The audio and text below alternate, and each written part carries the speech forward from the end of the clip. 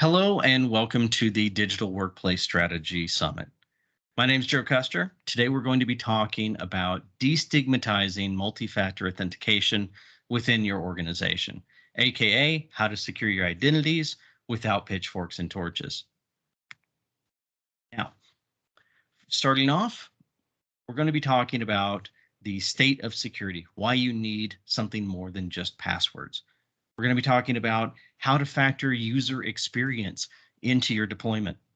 We're also going to be identifying where other people have gone wrong on their MFA deployments so you can avoid the same pitfalls. We're going to be talking about some of the new cutting edge ways of being able to streamline multi-factor authentication with passwordless authentication. So removing password from the equation entirely. And if you're not ready for that, we're going to be talking about some of the alternative methodologies that you can use today to be able to help improve your organization's security while improving user experience. My name is Joe Custer, and I am the director for the security office here at Catapult Systems. With me is Ed. Ed, go ahead.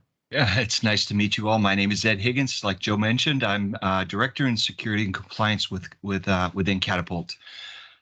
So the thing that we're presenting here today is if you think about your identity and you think about bad actors anywhere in the globe, or users that are traveling that may, make a username and password mistake, type it in wrong, you're going to see things like this. But distinguishing whether it's a legitimate user or a bad actor targeting you for those usernames and passwords, the chances are this picture could be your environment. And if you think that the strength of your password matters, it really doesn't.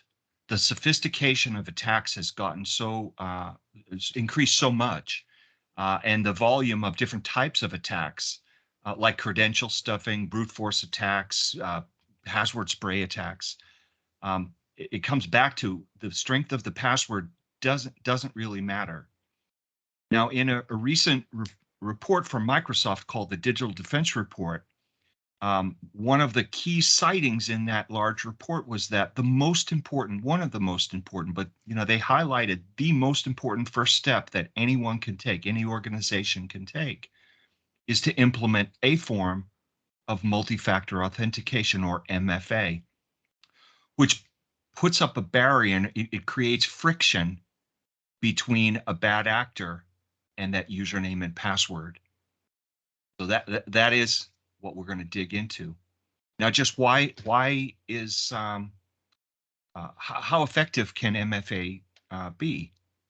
From Microsoft's perspective, of many hundreds of billions of user identities and seeing 300 million fraudulent account access attempts every single day, the one thing that is surfaced is if you enable multi-factor technology or multi-factor authentication approaches, you can eliminate 99.9% of unauthorized login attempts.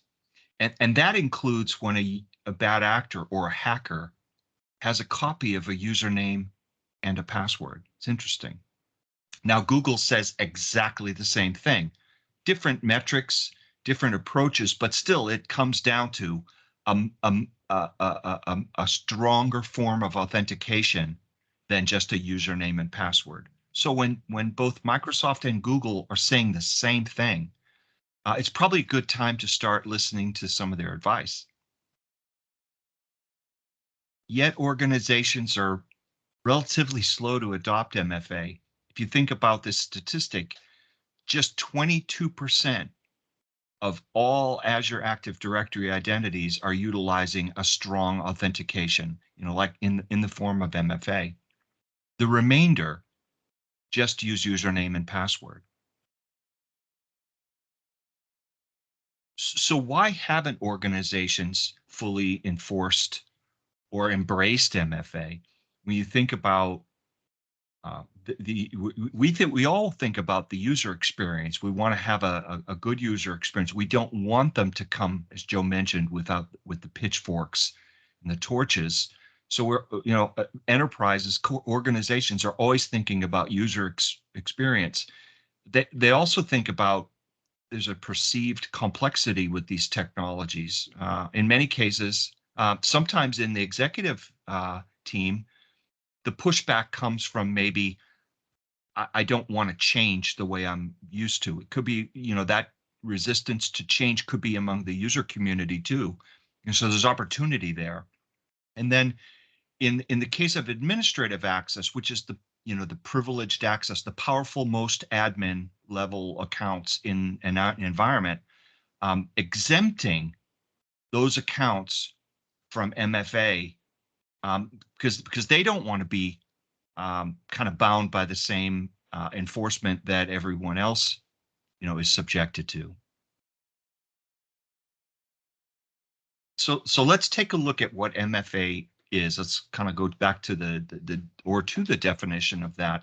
If you look at NIST or you look at standards or best practices, there are definitions for multi-factor, and a lot of those standards say you should implement a form of multi-factor or two-step authentication. They kind of relate to very similar approaches, but in the definition of multi-factor, it must consist of one item from at least two of the columns that you're seeing in front. So, for example, something a password.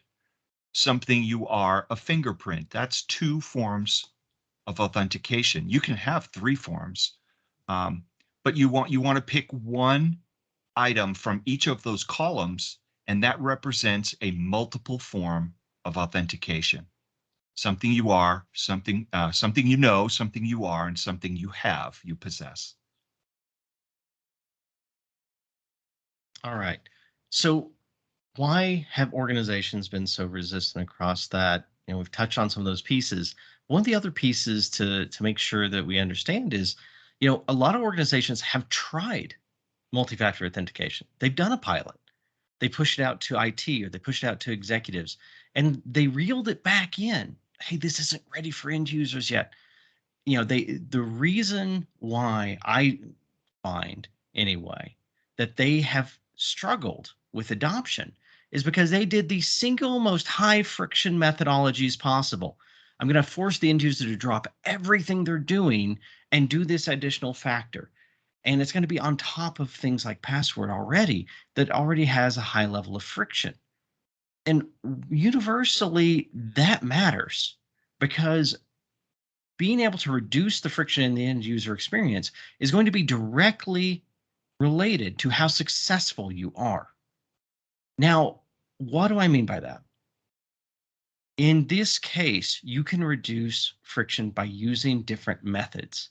And that's the beautiful part about this is it's not just, hey, I'm going to text message a phone or I'm going to send a ping to an application. And that's what a lot of people think when they think of multi-factor.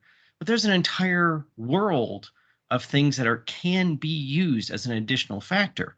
Now, of course, you can use text messaging, which is probably the least secure, and it's kind of intrusive and so forth. It requires sending something to somebody's personal phone, etc. But you can actually mix and match these to be able to find a blend that will work for basically any user community. And I've had so many people say, you know what, my users are not sophisticated, or I've got executives that just won't put up with this. You know what? There's fully transparent methodologies that they don't even have to know happened. So things like having a enrolled smartphone or having a domain joined device, that's already there. You can actually leverage that via compliant device check or through a hybrid Azure AD join check to say that is something they have, because it loads a security certificate on it and checks that seamlessly to the end user. And if you need something else, say for instance, they don't have those type of devices, you can do things like these lovely little FIDO2 tokens. All I have to do to be able to use this on my mobile device is tap it against the back. That's it. This is just like a car key, but for my account. Now, it's not everything to get into my account. I still need another factor. So this plus enrolled device, plus my PIN, plus whatever else, these become additional factors that you can use. And the more that you can focus on the low friction or the near seamless or fully transparent methods, the more successful you're going to be in rolling these out. Now, there's a lot of ways of not doing this. If you're looking at deploying multi-factor authentication to your organization, don't follow what I see in the field. There's a lot of folks who just insist, I'm going to use that one method only. Everybody must use that one method. That's it. And by doing high friction methods, they're going to be at the door complaining. Don't do that. In addition, whenever you are doing things like, I see a lot of people using classic MFA, where every time you sign in, you get an extra ping. I even have some customers who have asked me, how do I make it ping more frequently? Because I want to check it again. Well, the thing is that when you get that authentication token, it's loaded on the device in the security area. It becomes something you have. So, find ways of reducing the user interruptive checks, because that actually makes them more easily socially engineered. If I'm prompting them all the time, they're going to just assume, oh my gosh, it's just OneDrive synchronizing in the background. I hit approve or something like that. Well, the thing is that they get Pavlovianly programmed just to make that prompt go away all the time. And by doing that, quite a few organizations have had massive breaches because even admins fall to this. Well, I thought it was my server prompting me for this. I kind of expected it was something else. And they let the bad actor in, and bad things happen. They lost their money. They had their intellectual property stolen. They forced malware across the organization. Those type of things happen on the regular. In addition, when we start talking about administrators and service accounts, if you're going to exempt them from something, usually the reason why admins are asking for exemptions is because that interactive prompt, I need my PowerShell to run. Well, okay, that's fine. Use the trusted hardware. Hey, you know what? If you're running this off of your normal device or your server, etc., that's fine. That becomes another factor. It's a silent, seamless multi-factor. Use those. And if you can't do that, then at least lock it down to a trusted network or trusted device. That way somebody else can't exploit that loophole. A ridiculous number of organizations have their admins exempted from multi-factor, and their CIO does not know. Every time I do a security assessment, there's a very, very high probability that their admins are fully exempted from these controls. And that's really depressing to see, because those are the keys to the kingdom. In addition, when we're talking about high value accounts, not every method is created equally. Text messaging or SMS has a ton of attacks against it. The user may never know that the attacker has used a voice over IP wholesaler attack against their phone number and is getting a copy of all their text messages, or that they've done a SIM swapping attack and called up Verizon, AT&T, whatever other carrier, impersonated them with security questions that are leaked online, and been able to port their phone number over and again intercept the logins. So if it's a high value account, absolutely do not use texting. Oh, you thought I was done. No, seriously, there's a lot of ways organizations get this wrong. In part of our security assessments, we see that 98% of organizations are in a bypassable state. What do I mean by that? You're enforcing multi-factor as an option, but you haven't shut down all the ways that don't use multi-factor. Things like POP, IMAP, SMTP, they're still turned on, and they don't support multi-factor. So you can still get into the account without MFA. So even at the admin level, these are left open in most organizations out there. Now, you also need to make sure that you have a way of getting in and managing and restoring services if MFA goes down. So having an emergency access account is important. And what you do is you have those emergency access accounts, link it to things like hardware authentication, throw one in the safe there at the office, throw one at your business continuity site, and guess what? You know you're never going to get locked out again. Well, guess what you also know? You know that you're not going to lock out your admin accounts. So in those type of scenarios, you can enforce those controls and know that you have a way of restoring services. Now, another thing I see that's on the common fail list is using on-premises security groups with the idea that it has everybody. They never do. But you enforce multi-factor against that security group. Well, guess what's not in that? It's all your cloud accounts. And by technical requirements, you have to have some. So those .on Microsoft.com accounts, as an example, they're not in that security group, so they're not getting enforced. We very frequently see that cloud accounts are completely exempted from MFA, even though the admins meant to include it. We also see scenarios where somebody makes an exemption. Hey, I've got an application or an end user. There's something I need to exempt from this control. Okay, that's fine. Every time you build an exemption, have a companion rule. What should happen instead? Because the default is no protection. So that's going to be an important scenario of saying, if I'm exempting my admins or this particular user from this interactive MFA prompt, well, I probably want to lock them down to a trusted device or trusted network, some alternative way of reducing the risk around that. Now, when we talk about multi-factor authentication, we've been talking about the other methodologies. What about password? The reality is that your users hate passwords more than anything. It's really the frustration there is largely that you're asking them to do passwords plus something else. The funny part is the something else isn't what they're mad about. It's the passwords. Whenever we look at passwords, they are a mess. They're over 30% of all IT tickets being created on the regular is password resets. And you run into scenarios like the dreaded post-it note, phishing, password reuse. Thousands of different things can be thrown at these. They are the weak link, and users hate them. So how do you solve this? Well, one option is getting rid of them. Many organizations are in a position today where they are actually passwordless authentication ready. This is not brand new, but it's newer. And a lot of organizations don't even know that they can fully adopt this today with an improved user experience across the board. Because asking a user to remember the password, enter it in correctly, that's consuming a lot of mental effort. So asking them to do something in addition to that is high friction. But what are some of the other options? We can do things like, I'm going to push a Authenticator app to your phone and ping you. I'm going to have a FIDO2 key. I'm going to have Windows Hello or for biometric scan. I'm going to pair those with transparent second factors so that it's still multi-factor, but password's not part of the equation. And that drastically improves the end user experience.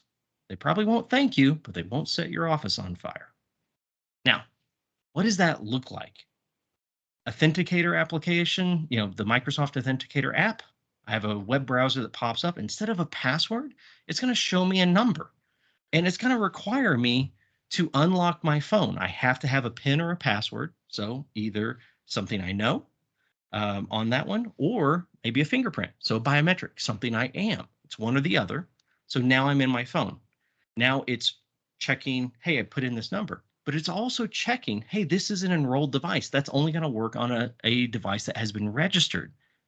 Well, it's not managing the full device, but it's proving that this is something I have. The security chip on this phone is locked to that authenticator. It's not portable. I can't clone that off easily. So that becomes either something that I am, something that I know, plus something that I have. Two factors, password was not part of it. And guess what? Users don't complain about opening their own phone. They complain about passwords. Now, what if you don't want users to have their phones out or some other different scenarios? Not that uncommon. In that type of scenario, guess what? Hey, you know what? I've got a lovely little FIDO2 token. Treat it like a car key. Literally put it on your car keys. In those type of scenarios, you're authenticating to your computer, and we're trying to make sure, hey, you know what? I need to log in. I'm going to get a prompt to unlock this. So I either do, hey, you know what? I'm plugging this in for the first time in my session. It's going to ask me for something I know, like a PIN, or alternatively, it can check various other methodologies. There's a bunch of different ways of doing it, but it's going to check something you know or something you have, something you know or something you are to be able to unlock this. Then it's going to check the something you have part. You can even find those that pair together biometrics plus the something you have part. So it's two factors in the same chip. So just plug this in, tap that, it checks your fingerprint as an example, plus the something you have. That's pretty darn solid. And when you look through the end user experience, all you have to do is plug that in and tap it. Leave it on your car keys. They're not going to leave it behind. They do a better job at that than they do passwords. And when we start looking at making it even better, Windows Hello, it's really hard to get better than this because opening a laptop and it's scanning me, that is my experience. So as an example on this desktop, that's all I do. I walk by, my webcam scans me. It's a full what I am check plus the device registration. That's seamless on there. So the trusted platform module takes care of that. So it's something you are plus something you have. And it's really hard to get a better end user experience than saying, open a laptop or stand in front of your monitor. That's it. And it can lock it immediately as soon as I walk away. That is a phenomenal end user experience. And it's actually more secure than a password. Now, but what if you aren't quite ready for that? Because not every browser and every application is going to support that. Well, number one, it's not an either or. Excuse me, it is a situation where you don't have to pick one or the other. You can actually have both. So you can enable that where you support it. But guess what? If you're not quite there on all your applications or all your on-premises dependencies, you can still use the other factors we talked about. Compliant device checks, hybrid Azure AD join, and try and do those things first. But then, and only then, do you fail back to that interactive multi-factor. That buys you an improved end user experience. It's using those seamless options where they're available. Now, in summary, if you can get to passwordless authentication, or at least use those low friction multi-factor authentication methods, you're going to be able to block 99.9% of the identity-based attacks. You're going to improve your end user experience, not have those interactive prompts that bug them and nag them. You're going to be able to reduce the end user friction. And where you have those executives or IT admins, a lot of the reasons they've been pushing back, you kind of just eliminated them. Just use your normal hardware. It's fine. Fantastic. And if you can get to the point where you can ditch end user passwords, your users just might thank you. Now, if you're curious about how your security stands up or need to understand if you are ready for passwordless authentication today, click on that QR code.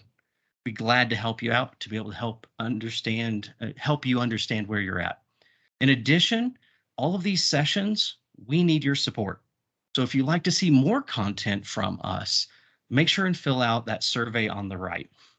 So that makes sure that we can tell how we did and make sure that we can justify creating new content for you.